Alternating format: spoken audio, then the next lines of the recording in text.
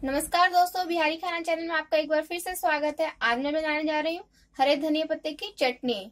चटनी का नाम सुनते ही सभी के मुंह में पानी आ जाता है और इसे आप रोटी चावल किसी के साथ भी खा सकते हैं।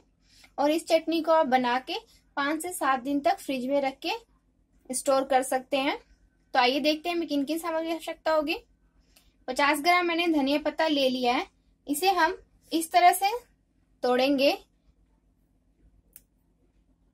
हम इसकी ये जो डंठी है वो नहीं डालेंगे।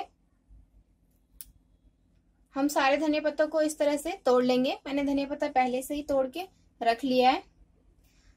अचार ले लें 2 से 3 पीस। अचार का ध्यान रखें कि गुठली हो तो उन्हें निकाल लें। एक मध्यम आकार का टमाटर, ये बड़ा था तो मैंने इसे छोटा कट करके ले लिया है। 2 हरी मिर्ची, 3 लहसुन की कलियां और 1 इंच अदरक का। और कच्चा तेल, आप सरसों तेल कच्चा भी डाल सकते हैं।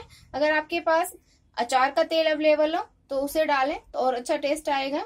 और नमक स्वाद अनुसार। इन सबको हम मिक्सी जार में डाल के पीस लेंगे 2-4 चम्मच पानी डाल के।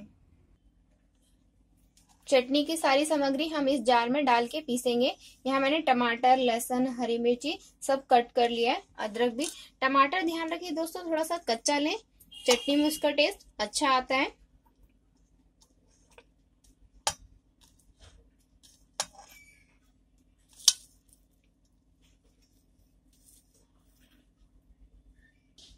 ऑयल भी डाल लेंगे हम इसमें। ऑयल अपने अकॉर्डिंग कम या ज्यादा डाल सकते हैं। नमक डाल देंगे। अब इसे हम पीस लेंगे।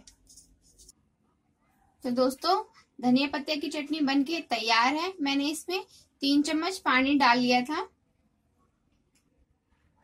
दोस्तों, इसे आप भी एक बार जरूर ट्राई कीजिए और धनिया पत्ते की चटनी का मजा लीजिए। अगर आपको मेरा ये वीडियो पसंद आया तो मेरी वीडियो के नीचे लाइक का बटन क्लिक करें। और हाँ, अभी तक अगर आपने मेरे चैनल को सब्सक्राइब ना किया हो तो प्लीज मेरे चैनल को सब्सक्राइब करना ना भूलें। Thank you for watching.